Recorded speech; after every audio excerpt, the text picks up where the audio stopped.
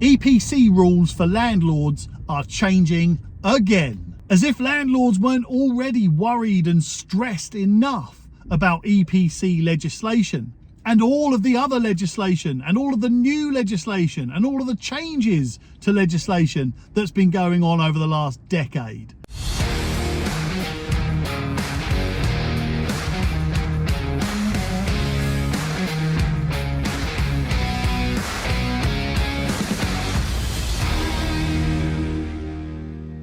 Now, the EPC rules are changing again. So I want to tell you what those changes are, and I'm going to give you some advice about what I think landlords should do right now with the energy performance of their properties. First of all, we all know that the minimum energy performance rating of your property must be an E.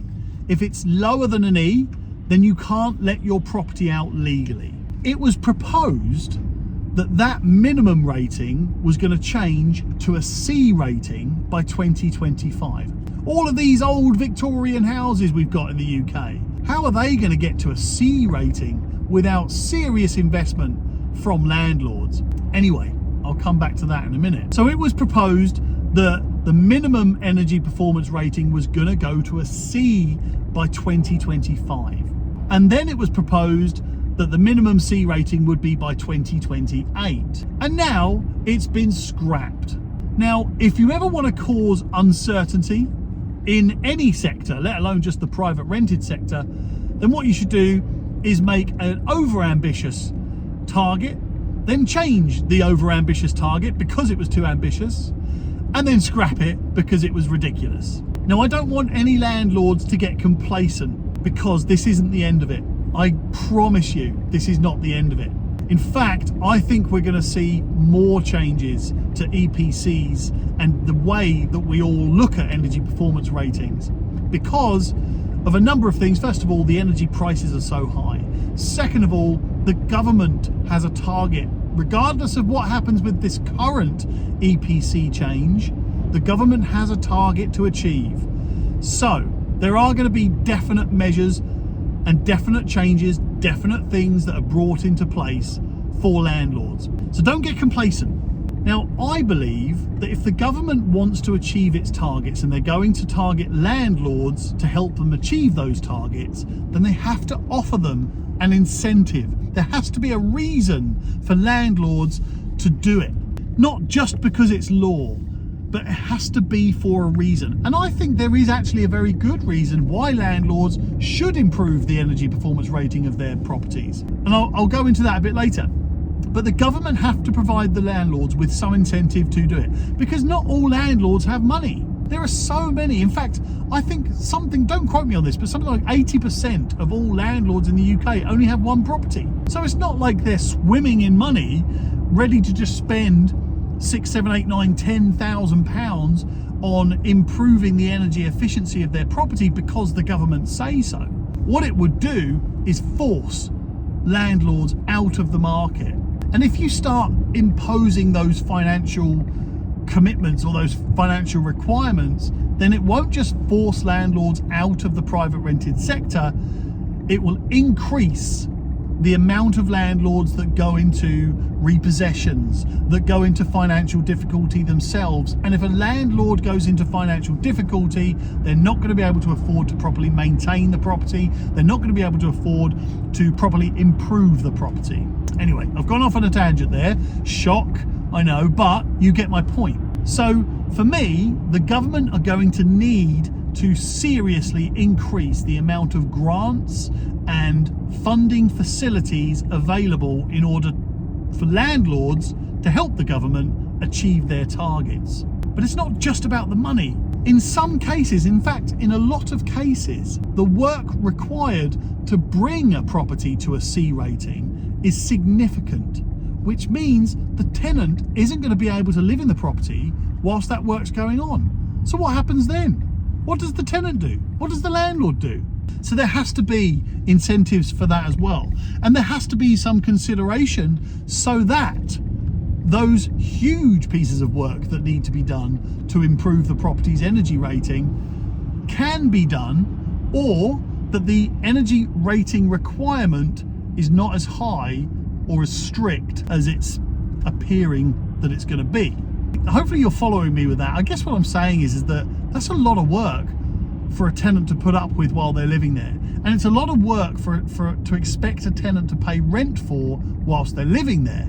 So again, there has to be incentives from the government. Now, of course, I think there are going to be incentives. There are so many hidden incentives that the government don't tell everybody about. It's ridiculous. It's almost like they expect us as letting agents to advertise and broadcast this for the government.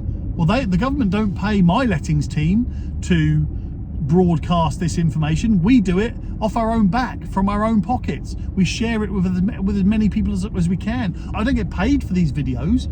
I do them because, well, obviously I've got lettings agencies and I've got estate agencies and I've got mortgage brokers. Of course I want to win new customers, of course I do, but I share this information with everybody just to try and make sure that the message gets out there so that people know what's going on. Aren't I a saint? But that's the point. My point is that the government are relying on companies like mine to share this information for them, and what happens if there are companies like mine that don't? Who knows?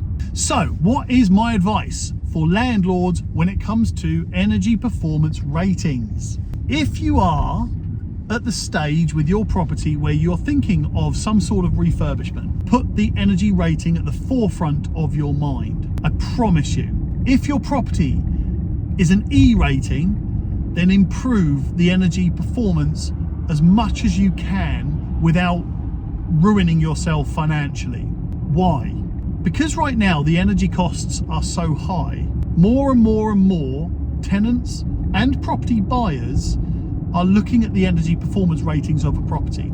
The energy performance certificate is becoming quite the sales tool, because what you're saying to a tenant or a buyer is, yes, you might be paying £1,000 a month in rent, but you're going to be saving £100, £150 a month in energy costs because the energy rating is so good. But if we were going to look from an entirely ruthless investment perspective, then actually as a landlord you could offer a property for a higher rent amount if it's got a better energy performance rating. Now, I'm not saying go and ramp up your rent and charge the tenants the earth, because then that causes different problems. Actually, you should always keep the rent at a very fair market value. That's the best way to do it. But you do need to get the balance. You do need to work out what is a fair market value in rent and what is affordable amount of rent for my tenants, and what is a fair reflection on the fact that I've spent 2 or 3 grand on improving the energy performance of that property. It doesn't just mean the tenants save money either. It means that the tenants are warmer, they're more cozy, which makes them more comfortable and homely. So my advice to landlords is do what you can to improve the energy performance rating of your property, and do it now, because there is going to be energy performance rating minimum requirements changing in the future. That wasn't a very good sentence, but you got my point. There is going to be changes to the energy performance rating in the future. So do it now, because when it does change, and it will, everybody's going to have to get the work done, and the contractors are going to ramp up their prices, and it's going to be harder to get the contractors to do the work because they're going to be so busy. Think about it. Think about all the Victorian properties in the country that need their energy performance ratings improved. Now, on a final note, I just want to say, if you are a landlord and you would like to speak to my lettings team about letting your property or managing your property, then give us a call, send me an email, or click on the link that I'll put in the description and the comments below, and we'll have a chat about your options for letting and managing your property. There's no point nowadays in landlords managing their own properties. I think the government are trying to phase self-managing landlords out of the private rented sector. But that all aside, if you would like to speak to my lettings team, please do get in contact. I have a very, very good lettings team. I'm a landlord myself, I'm a property investor myself, and hence why I'm the owner of a letting agency. I've built it for landlords. I've built it to try and be the best letting agent for landlords that it can be. So contact me as soon as you can. That was my sales pitch, and I hope to hear from you soon.